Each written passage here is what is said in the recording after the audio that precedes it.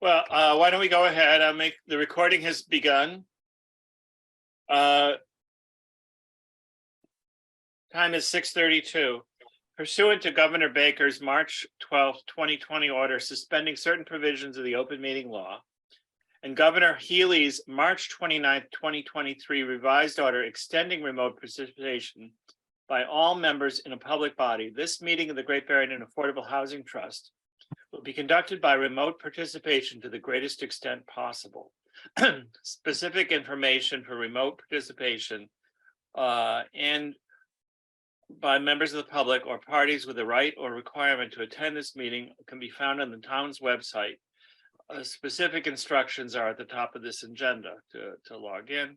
No in-person attendance will be permitted. Every effort will be made to ensure that the public can adequately access the proceedings. All votes are to be roll call. In attendance is members Joseph Method, Bill Cook, Garfield Reed, and myself, Fred Clark. We do have a quorum. We are joined tonight by Jane Ralph from Construct, who is here as generously giving us our time and talking about our partnership here. What I'd like to do first is call to order the meeting minutes. We have 2 meeting minutes that we need to approve. The first is the meeting minutes from February 21st. Are there any questions, changes, proposals? I have nothing. Can we get a motion to accept the regular meeting minutes from February 21st? Yes, so moved. And I'll second that, or Garfield will second that. I'll second that. Roll call vote. Bill Cook, Yes. Garfield, Aye. Joseph, Yes. and myself, Fred. We also have meeting minutes from our workshop on March 15th. Now, even though only 2 people are here who are attending that workshop, everyone has to vote or abstain. So are there any changes to those meeting minutes? No. None, hearing none. No. Can we get a vote to get a proposal to accept the March 15th subcommittee meeting minutes? I move we accept the March 15th subcommittee meeting minutes. Second, Second. Joseph will second. Roll call vote. Bill Cook, Yes. Garfield. I have to abstain. I don't remember reading. Yeah, abstain is fine. Joseph, Yes. and Fred Clark will vote yes as well. Okay, moving on. Thank you for letting me get rid of the deal with the housekeeping kind of stuff there. And I am sorry we don't have the March regular meeting minutes yet. We'll have them shortly. We're only a month behind, so historically that's pretty good. I will tell you that we do file, or I do provide draft minutes the day after our meetings that are just handwritten notes so that there is a record that the public could access. Jane, thank you for coming this evening. We really appreciate it, and we appreciate everything that you do and Construct does. And we're very happy to have you here tonight to talk about our rental program and to see about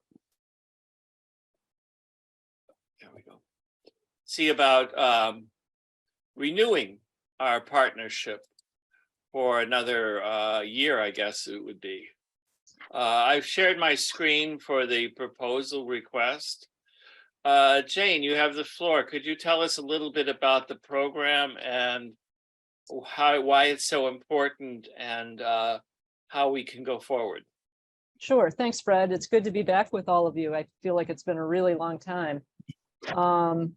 So we started the rental assistance program at the beginning of the COVID pandemic. Literally a month after everything shut down, we started seeking funding.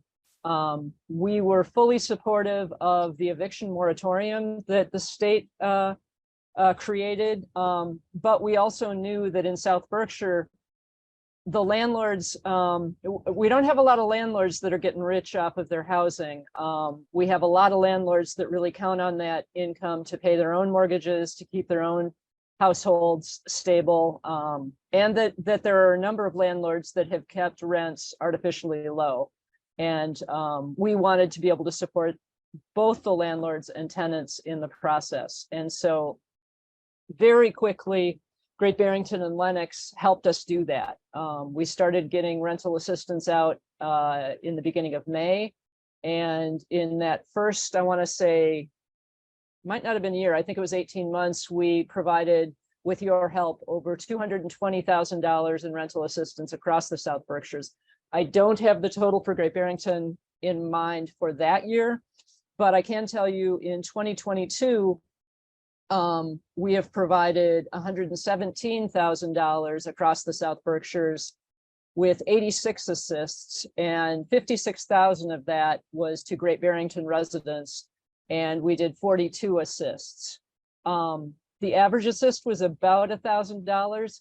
A few of them were significantly larger because folks had gotten pretty far into arrears. And true to our word, we haven't had to spend Affordable Housing Trust money in about a year, maybe even longer. We got money from other sources, and we promised to spend that first.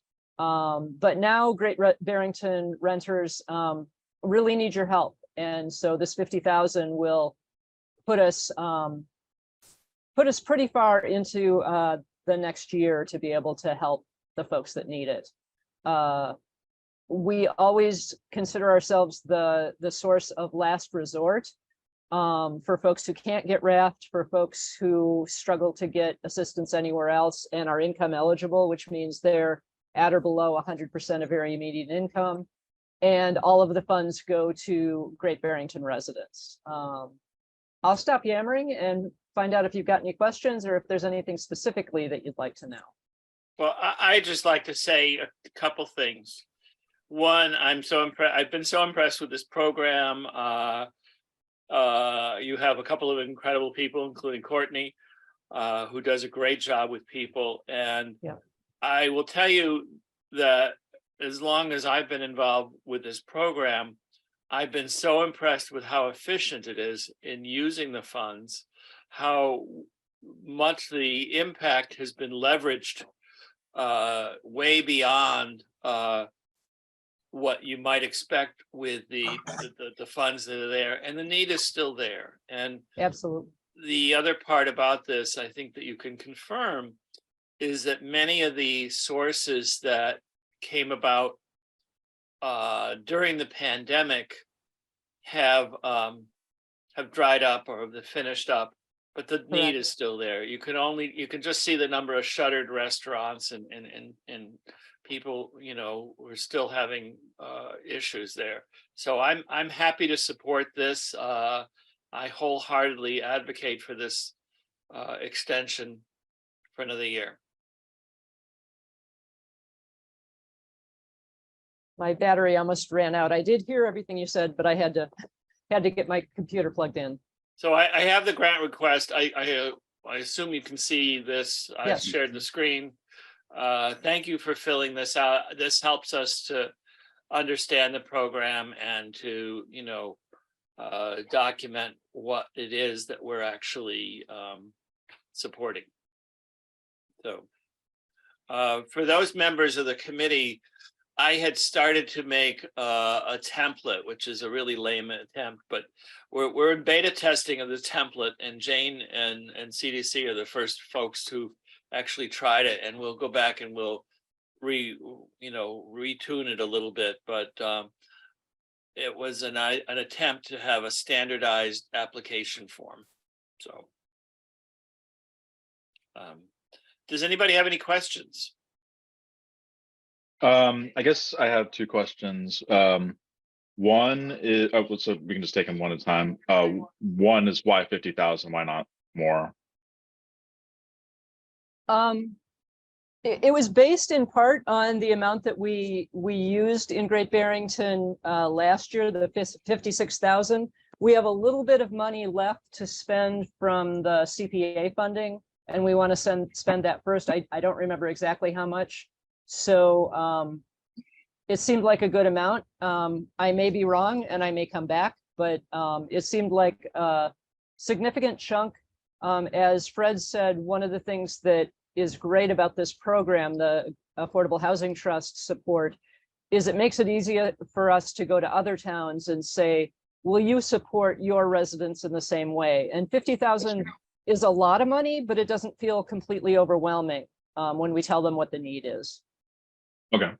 And the Lennox Affordable Housing Trust is the other principal's supporter of this program. Right, other than private funds. We've gotten some grant funding through Berkshire Taconic and through a couple of other sources. Okay. And then is there anything, so it's the AMI for the resident, for the renter. Correct. Is there anything, are there any, not like price controls, but is there anything like basically that prevents the landlord from just like taking a surplus or something? That's a really good question. And I can say that we've determined that based on the relationship with the landlords that we've worked with. I mean, there's a lot of them, but we're seeing the same folks who we know are keeping affordable housing naturally occurring in the South Berkshires. If we see that someone makes $500 a month and they're spending 300 of it on rent, first of all, that would be a great rent. But just for example, we would be trying to work with that person to find something that's more affordable so that they'd be spending at or about 30% of their income. Granted, that's very difficult because there aren't a lot of options, but we do try to keep an eye on that. And yeah, and I don't think we have any specific controls in place for the landlords, but that would be an interesting thing to add to this. And I'd be happy to find some way to track that and see what others have done. Okay, but you're saying in general, it's sort of a case-by-case basis right now? Well, we've got an application process that's very simple. So it's the, are you income eligible? Will your landlord provide 1099? No, that's what we provide them. The W-9, you know, will they let us know what the rental amount is? Does it seem feasible? So we work with the landlords as well, but that we haven't run into, and this is just anecdotal, but we haven't run into a situation that looked like some kind of gouging. Okay. All right. But yeah, I don't sense. have anything more than anecdotal, and I would love to. So that's something we'll look into. Okay, makes sense. I wanted to get back and say that the reason that mostly it's Lennox and Great Barrington is simply that's mostly where the rental units are located rather than in some of the smaller towns. So it makes sense that Great Barrington is involved in this program because we are the center of the rental community in South Berkshire. So.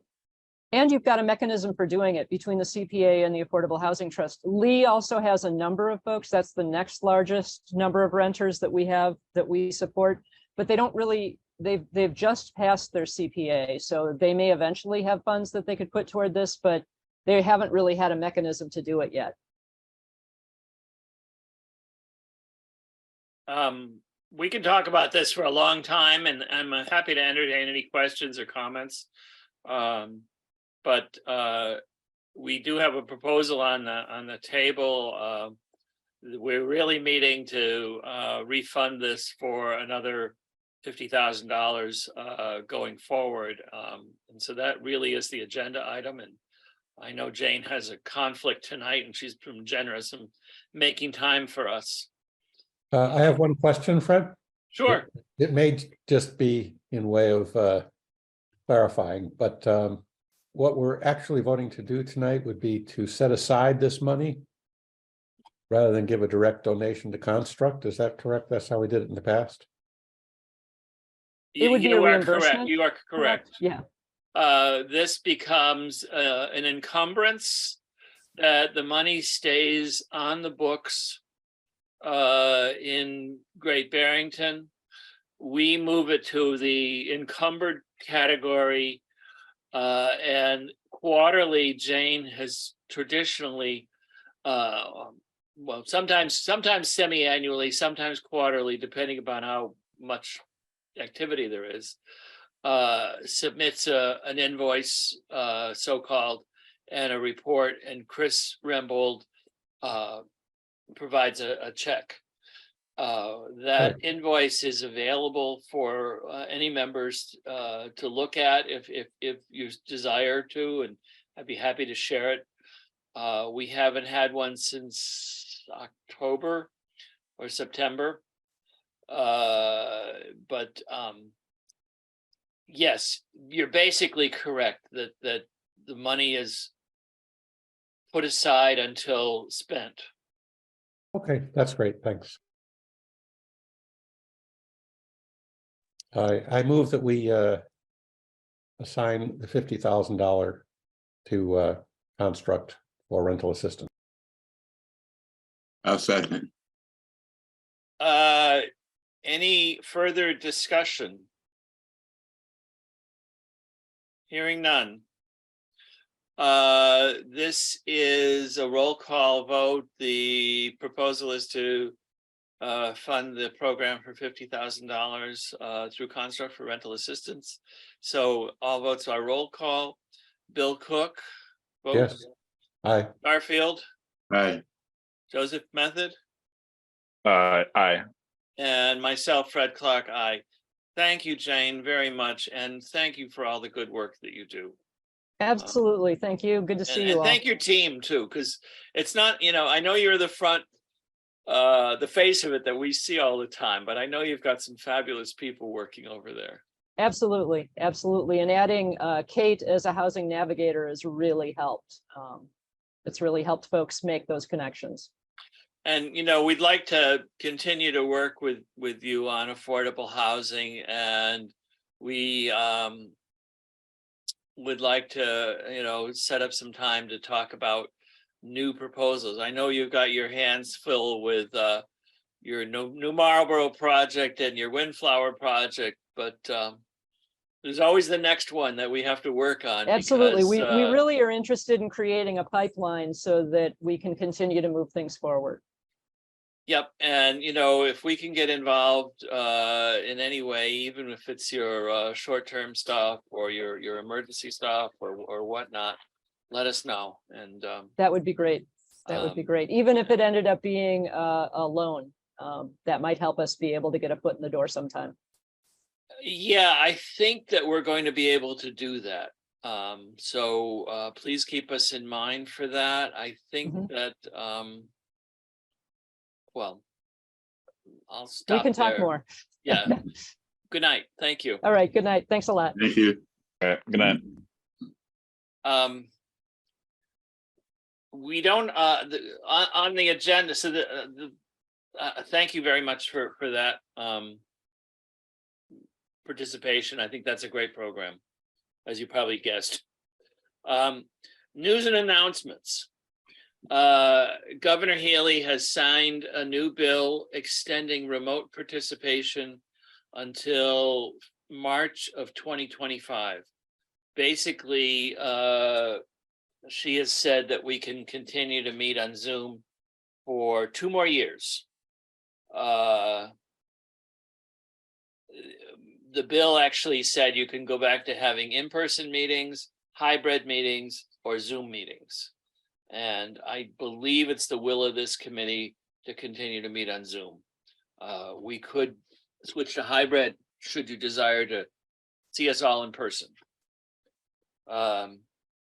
Enough said there. As you may know, the Habitat Project on North Plain Road was granted a special permit on March 27th. The next, excuse me. The next steps are the engineering consultant is preparing construction documents and preparing documents for bidding for the infrastructure program. And so that will be going out on the contracting mechanism fairly soon. The Habitat House on Grove Street is moving along. I believe they've got their lottery up and running, and they're looking for people to paint now. They're at the final trim and finish period on the house. If you haven't seen the house or if you haven't volunteered, it's a great opportunity to get involved. It's a really special little house on Grove Street near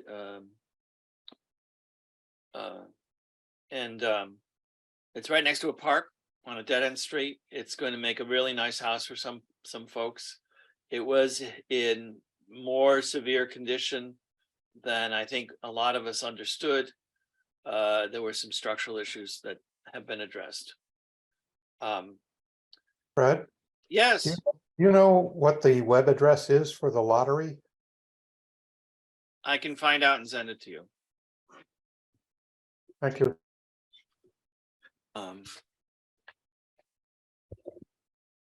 I do not know. I can find out.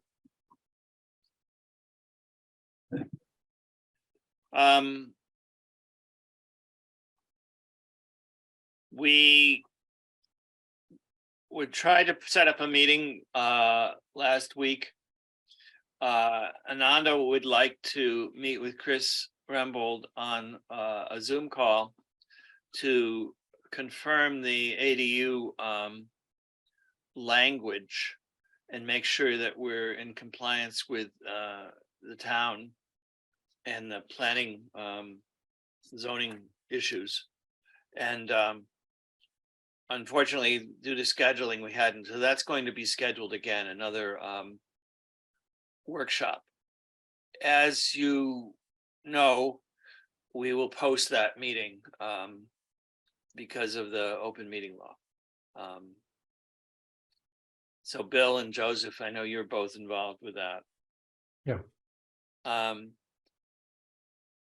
Earth Day is coming up Saturday, and townwide cleanup.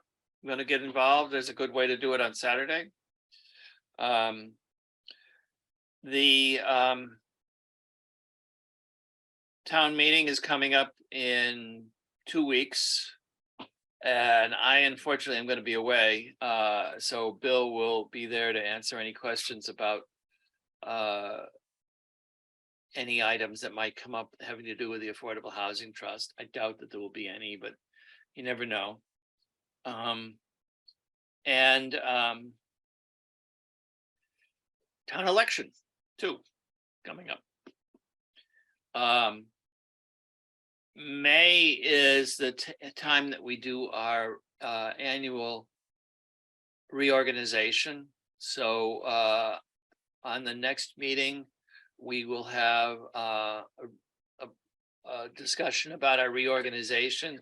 What I'd also like to do is to talk about an annual calendar. If there are things that come up always in September, you know, let's plan for that and make sure we can go forward on that. I put on the agenda continuing to discuss the ADU incentive program, and I'm happy to do that, but I gather there aren't, you know, some of the people who are behind that program aren't with us tonight, so I think it's probably an item that we need to skip over unless anybody has any strong feelings one way or the other. No, I was going to suggest that too. Yeah, that's fine. I do want to encourage the members to begin thinking about new ways that we can encourage affordable housing. I think that we need to obviously work with our partners, but I think rather than wait for them to call on us. We need to be proactive and develop some more ideas. One that I think I'm going to take on myself is I would like to make a survey of abandoned or condemned or projects that come under the radar of the building code here. There's one house that I can think of on Meadow Street here in Housatonic in the center, where there's a number of feral cats living in the house. I don't know the status of that house. It is boarded and secured, but it's also falling down. So I think that while we can do good by creating affordable housing, maybe we can also do good, like at Grove Street, by bringing a house that's below code back to life, back to a viable community. So, And maybe. I like that idea. Make it a 3-family. and maybe make it a 3-family or 2-family or 3-family or whatever. So I think that that's something that we can do. I also think that we should be looking at land that the town owns, but maybe is either underutilizing or could be developed for us. That's not conservation land, that it's not Parks and Rec land or other kinds of designated uses. But I think we should work on those kinds of things. So I like those ideas, but if I may say, I think it's a great idea. I was wondering why or how we can get that started. That's something we have to go through Ed May or whatever to about the houses that might be dilapidated or under being ready to be repossessed, if you will, or the bank taking it over. well, I think we have to start a town hall. You're right there, and or hey, excuse me, pardon me, or put the word out for any other kinds of suggestions that people might make. As I said, I know one house, but that's only from walking past it all the time. I have a couple more, if I may. Do you know what we're going to do with the monies from the town? Yes, we're going to spend it. Well, I would hope so. Do we have do we know what direction we're spending this in? Are we going with that? Well, I think that we can always find housing needs and uses for the money that's coming our way. In the past, we've suffered by not having enough money to make a difference. And I think that part of what we need to do is to have a resource or a pool that can make a difference. You heard Jane mention briefly something about a loan. One of the ideas that I've discussed with her and with Carol is if we have money that's available, we can help them to act quickly in the real estate market with a short-term loan that they can then get their funding in place, whether it's through grant or generous donors, things like that. But because the real estate market is so volatile, you can't wait 6 months. You can't wait a year when a deal comes up. So one of the things that I would like to do is to have that investment fund, if you will, to sort of leverage that. The other is we have a couple of projects that we've talked about. One in the Mahawi Pope Street area that we probably go forward with one of our partners after in the next fiscal year. So there are those kinds of things that we're exploring. We are happy to, talk about other kinds of things. I think the problem with some of our funding is that it takes such a long lead time. We go into the CPA committee meeting in October with our application, but they're talking about money that's not going to be available for, well, at least 9 or 10 months. And often we're not planning on spending it right away in July, but the following winter. So the money that we're talking about last October is money for February and March of 2024. And, Yeah. we have these programs that we're running right now. I'd like to talk about revising them a little bit. We have limitations in the form of the AMI letter, but I'd like to, continue using our whatever funds we have as a grant to leverage other money and to not be the sole funder, but to help other people pull it together. May I ask you, would it behoove us to, I'm on the subcommittee, the housing subcommittee, but would it behoove us to meet with them, or we could have I just feel like it's a good idea. Just so we can. I sat in on a couple of meetings and I told Lee that I was there, but you guys are talking about your thing, so. Right, well, I'm on that thing, I'd like to think, and I'm on this thing, so why can't And you're on the select board too. Yes. So, if anybody's a mover and shaker, it should be you. Yeah, right. So, they're willing to meet. I would like us, I don't know. I still have we're all doing the same thing kind of thing, and we're 18. Well, Different. Ananda's gotten Jeremy involved with the ADU program. Okay. Jeremy's very interested. Jeremy's a great resource for a lot of things, and he then provides the bridge to the housing subcommittee that you're on and to the planning board. So I think that he's somebody that's more than willing to talk and to help out. His idea, and I know Joseph told me that it's a good one, was to hire an affordable housing coordinator. Some other towns have done that. I don't think any town that's as small as us has done that.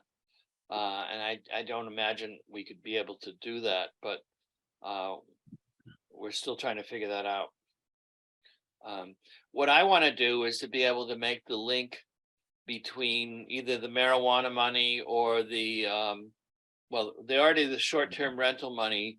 They've already made a link to affordable housing, but we were making the advocacy for getting funding because of the Room tax. Yes. My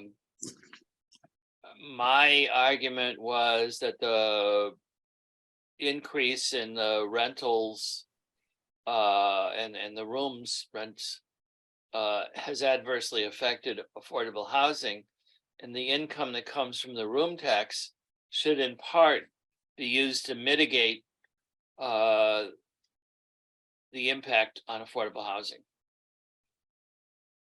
Yeah, it would be good to get at least a percentage of that. Mm. I don't know. You know what that amounts to? $1.1 million. Oh, No. Around $1 million. okay. I don't have the exact number. I guess we probably can't ask for all of that, but Mhm. Well, I asked for 500 and they were receptive when they thought they could use marijuana. But they couldn't. no, there's no way they could use that for this. Mhm. But we have a budget item in the current budget.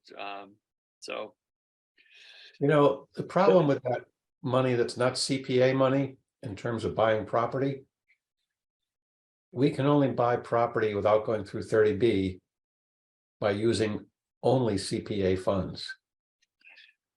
So But it's that good to have though. is a good, it can be in our advantage as well. Oh, absolutely. We can, I believe we can loan it to Mhm. an affordable housing purpose. Sure. I don't think Um, the town money has any restrictions on it. Other than it needs to go to affordable housing in some way. But the CPA funds have Well, extra value because. Yeah, we I can- mean, the real purpose, and to answer Garfield's question a little bit more succinctly, the real purpose in getting town funds is to be able to act quickly. That's the advantage. Right, well, yeah, You know, this year the town had ARPA money. They were able to help the construct by Windflower with ARPA money. They were able to do that by not having to, I mean, ARPA money only required the town manager to Right. appropriate it. Right. They were able to help CDC to purchase their affordable building because of ARPA money. Mhm. ARPA money is one-time money, not going to come back again much. And so this will take the place of what ARPA money would do. Mhm. In other words, be a resource to help out in short term anyway. Yeah. That's all I have.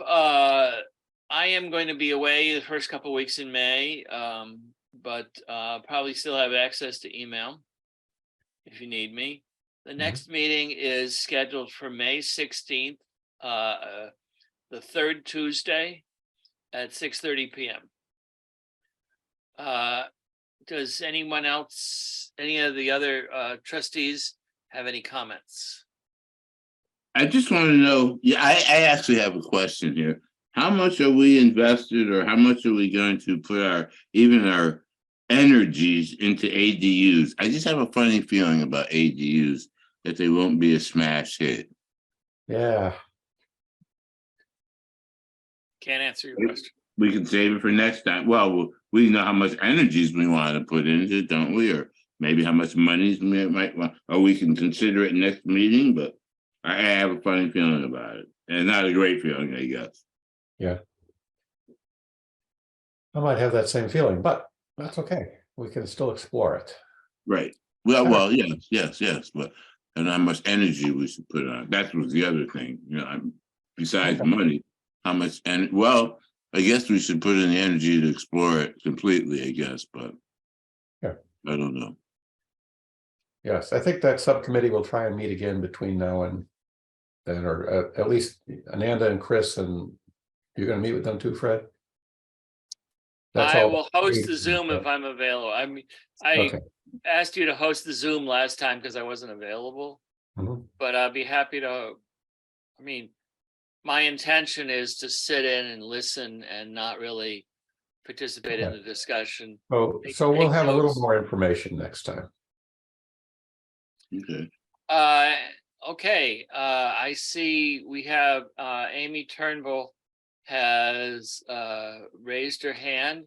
Go ahead, Amy, you should be able to talk. You unmute yourself? Hi, can you hear me? Yes, I can. So I think it's a great idea about having money available. I spoke at length to someone who just bought a house on Pleasant Street, a 4-unit building, and I know that at least 2 of the people were displaced, and the rents shot up like double, maybe even triple. That place went for $594, I think it sold for back in, well, last month, I think. And I'm just wondering, like, if a place like that came on the market in prime real estate area like Pleasant Street with 4 units, if there was money on hand by you guys, that you could have snatched that up and made it available as affordable housing rather than it going to this person who lives in Florida. It's something we might have been able to do, but we'd have to have $500,000 on hand in cash with CPA funding. In order But you to do said that. that you could have that money available to somebody who also has money. Yes, So, yeah, I'm behind that 100%. I think that's a great idea. I mean, it's just like if you're on the market, you know, it's like when you go to look for a house, you want to be pre-approved. So it's Mhm. like if you knew you had a handshake with, like, say, you know, Construct or the CDC, and then you've got money too. And a lot of times I think you were saying that money just sits there for a long time, and you just need to fund it temporarily. I don't know how that exactly works, but that'd be awesome.